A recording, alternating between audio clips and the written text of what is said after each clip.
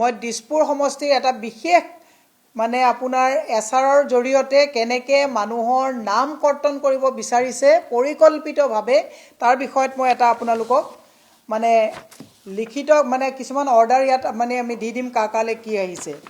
আপুনি দিছপুৰ সমজিলাৰ দিছপুৰৰ প্ৰায় ৬,০০০ ৰেচন কাৰ্ডৰ ভেৰিফিকেশ্যন EKYC ভেৰিফিকেশ্যনৰ নামত ৬,০০০ লোকৰ নাম ইতিমধ্যে অতি কৌশলগতভাৱে নিৰ্বাচন আয়োগ আৰু বিজেপি মিলি এই কামটো কৰিবলৈ গৈছে ভেৰিফিকেশ্যনৰ নামত।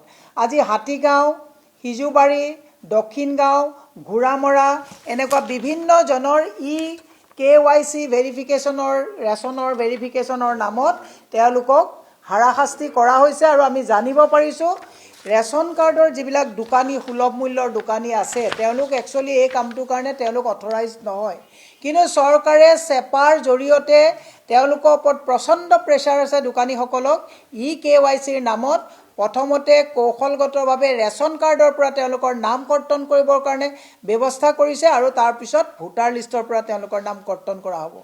আপোনালোকে মই সংবাদ মাধ্যমৰ লোকসকলক কৈছোঁ ৰেচন কাৰ্ডৰ ভুৱন ডেকা, আজাদ আলী, ডিম্বেশ্বৰ ৰাজবংশী, বিষ্ণু বৰ্মনৰ দোকানৰ পৰাই প্ৰায় ৫০০ কৌশলপূৰ্ণভাৱে EKYC ভেৰিফিকেশ্যনৰ নামত ভোটাৰ তালিকাৰ পৰা মানুহৰ নাম কৰ্তন কৰাৰ এটা সাংঘাতিক ষড়যন্ত্ৰত লিপ্ত হৈছে।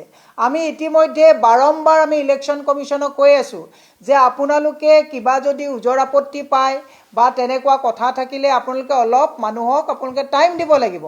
আগদিনাখন ৰাতি মানে তেওঁলোকলৈ নটিচ পঠাই পিছদিনাখনত হিয়েৰিং কৰি মানুহক যিটো হাৰাশাস্তি কৰিছে ই অত্যন্ত গৰ্হিত দুৰ্ভাগ্যজনক কথা।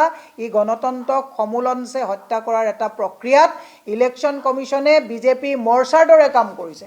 আৰু ইলেকশ্যন কমিশ্যনক আপোনালোকে যিমানেই মানে কমপ্লেইন নিদিয়ক কিয় তেওঁলোকৰ সাহস নাই হোৱা যে তেওঁলোকে বিজেপিৰ এই প্ৰৰোচনাৰ ঊৰ্ধত গৈ কাম কৰিবলৈ।